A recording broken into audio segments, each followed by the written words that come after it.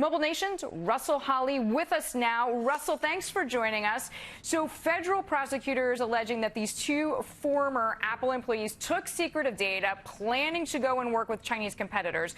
To what extent does that show our larger fight with China about IP? I think this has a tremendous amount to do with the kind of IP problems that we're having abroad. You know, Apple faces a lot of competition when it comes to the way that it manufactures things. You know, a lot of it, especially when it comes to its phones, these processors are made entirely in-house just for Apple equipment. And one of the things that it does so well is that kind of optimized feel where it doesn't really require as much power to be as efficient as some of the other processors. So being able to take that information elsewhere is incredibly valuable. On the other hand, most of the competition that we're seeing in China when it comes to processors are already matching kind of feature for feature what it is that these Apple processors are capable of. So I'm curious what specifically is being taken back. That part is still unclear. Yeah, some I read was about self-driving car technology, but then to your point, others were, let's call them blueprints for chips and other products. But I actually want to pick up there because this chip issue is definitely affecting a domestic suit. Apple suing a former employee, one who started a competing server chip company. And Apple says basically some of the technology that this person developed, he developed while he was working at Apple, and then Apple also says the worker was recruiting other Apple employees so that when he launched his company, he had a ready-made staff. Could you argue that big picture, especially for domestic companies, I mean, the history of Silicon Valley and the chip industry in particular is a long saga, right, of teams of engineers leaving one company to start another, some saying whether or not Apple wins or loses this case, that it's essentially pushing against its own industry's DNA. Do you agree with that?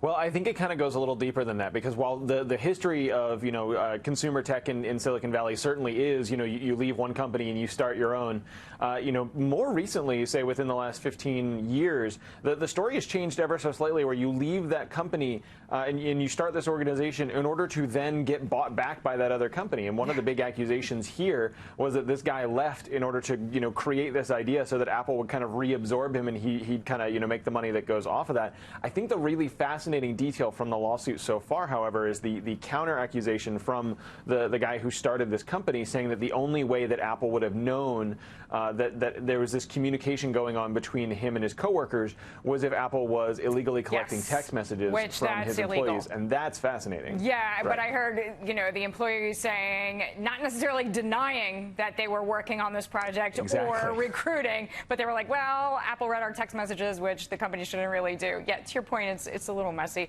All right, listen, while you're here getting away from Apple, I just want to ask you quickly about AT&T testing out this new form of commercial, so pause ads basically, which run 30 seconds after you hit the pause button. This is all according to Variety. What do you think of this idea? So this is kind of a retake on something that Hulu's already doing, where you press pause on something on Hulu if you have kind of the lowest tier plan, and you'll get an ad that kind of shows up and takes up about half the screen. What is being done here is actually a little more sinister in that it's not just a static ad, it's actually an audible video ad that is starting to play in the background. And that kind of sucks for people who pause things. Yes, that kind of sucks for people who pause things to like have a conversation about something where, 30 seconds later, the TV's going to start making noise again, or the phone's going to start making noise again. So that I can see being very frustrating very quickly. Russell, thanks very much. You covered a lot of ground there for us. Thank you.